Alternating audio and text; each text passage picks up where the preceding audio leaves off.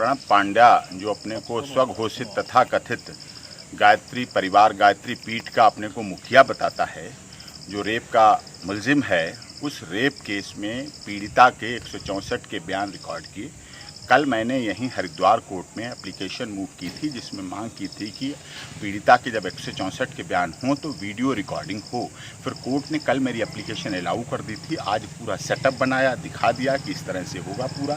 फिर उसके बाद आज जब पीड़िता के बयान तो पूरे बयानों की उसकी रिकॉर्डिंग हुई और रिकॉर्डिंग होकर स्टेटमेंट सारा रिकॉर्ड हो गया, लिखा भी गया और रिकॉर्ड भी हो गया है। इसमें जो प्रणब पांड्या है, इसने पंडित श्री राम शर्मा के मिशन को, जो उन्होंने अपना जीवन लगा के, जीवन हुता के पूरा लगाया था, पूरा अपना समाज को, पूरे देश को, पूरी दुनिया को जो संदेश दिए थे, अच्छी मानवता, भलाई, भाईचारा, जो चीज़ शांति के जीवन की, जो शिक्षाओं के लिए, जो शिक्षाविद बनाए, जो विद्यार्थी बनाए, जो पढ़ा के उन्हें अच्छा बनाया, उस सारे सिस्टम की और इस देश के करोड़ों फॉलोअर्स जो गायत्री विद्यापीठ के हैं, उनके मान सम्मान को ठेस पहुंचाई है, नुकसान पहुंचाया है।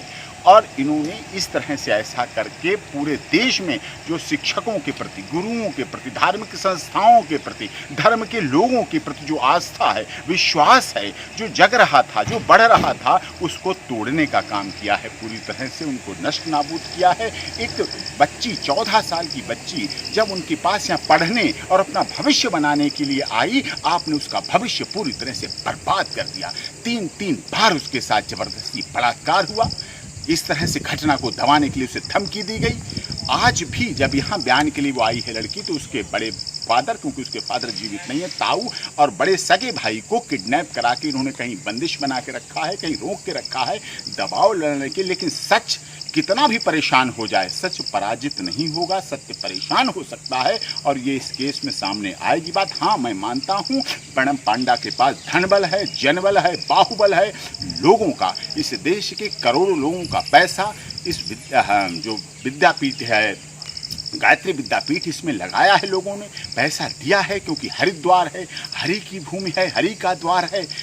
बहुत पवित्र गंगा नदी, मोक्षदायिनी भागीरथी द्वारा अवतरित गंगा नदी है यहाँ। तो लोग चैरिटी करते हैं, लोग दान करते हैं, लेकिन इन्होंने उस पैसों का प्रयोग अपने धनबल, जनबल और बाहुबल को बढ़ाने का लिए किया और उसी धनबल, जनबल, बाहुबल के आधार पर रेप के मुलजिम होके भी बचे बैठे हैं और गवाहों को, सबको, जो लोकल एडवोकेट हैं, उनको धमकाने का, डराने का प्रयास कर रहे हैं। ये होता है विद्यापीठ का मतलब, ये होता है सत्ता का मतलब। आप सत्ता में लोगों के फोटो दिखा कर, लोगों के कार्यक्रमों के फोटो दिखा कर आप अपने को बचा रहे हैं। बलात्कार जैसी पॉक्सो, अब इसमें बयान होने के बाद अब पॉक्सो इसमें सेक्शन लगेगी, जिस पॉक्सो के आधार पर आगे की प्रोसीडिंग होगी। और इन्वेस्टिगेशन एजेंसी के लैप्सेस हैं, जो अब तक पॉक्सो नहीं लगी, इन्वेस्टिगेशन एजेंसी की मिली भगत है, लैप्सेस हैं, जो इतने दिन बाद 164 के स्टेटमेंट हो रहे हैं और प्रोसीडिंग हो रही है, जबकि उसमें बहुत जल्दी होना चाहिए, फटाफट होना चाहिए। फास्ट कोर्ट बनाई गई थी पॉक्सो के लिए। फास्ट कोर्ट का यही सेटअप था कि पॉक्सो जो बच्चों के साथ अन्याय होता है, उसमें उन्हें जल्दी से जल्दी न्याय मिले और उनके न्यायालय की गरिमा रहे, न्याय के प्रति भरोसा हो, न्याय के प्रति विश्वास हो। न्याय होना भी चाहिए और न्याय होते हुए दिखना भी चाहिए। इस केस में अभी तक न्याय होते हुए लोगों को नहीं दिखा है। क्यों? क्योंकि ये गरीब है, इसे एनजीओ नहीं दे रहे हैं पैसे। और केस होते तो एनजीओ यहाँ कैंडल मार्च कर रहे होते, धूप बत्ती अगरबत्ती लगा रहे होते। और कुछ होता तो संसद में चूड़ियाँ पहनाई जा रही होती, जो सत्ता के लोग हैं वो उनको वो दिखा रहे होते, कोई रो रहा होता, कोई पीट रहा होता। आज इसकी कोई सुनने वाला नहीं है, क्योंकि ये पीड़िता है और इसके आगे सामने खड़ा है जो मुलजिम है, अपराधी है, वो धनबल, जनबल, बाहुबल से ग्रसित और राजनीतिक सोच, राजनीतिक सत्ता की पहुंच की खनक रखने वाला व्यक्ति है। इसलिए इसके साथ यहाँ इतना अन्याय हो रहा है।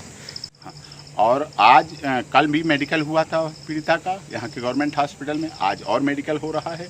और उसके बाद जो घटना स्थल है जहाँ उसके साथ बलात्कार हुआ, जहाँ वो रहती थी, किचन और उसके पास का सारा जगह का वो नक्शा बनेगा, वहाँ मुआयना किया जाएगा, वहाँ इंस्पेक्ट किया जाएगा। प्रोसेस है, सीआरपीसी के मुताबिक इन्वेस्टिगेशन एजेंसी करती है।